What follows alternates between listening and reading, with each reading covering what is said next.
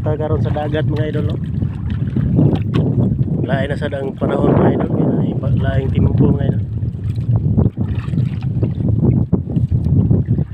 So gihapon ang habagat mga idol no.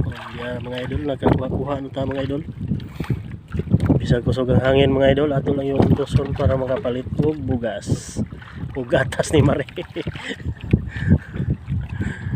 Mare no? Mare. Wati. Sog na sag mga habagat mga idol, mga habagat. Naghali yung habagatan no kay mga man.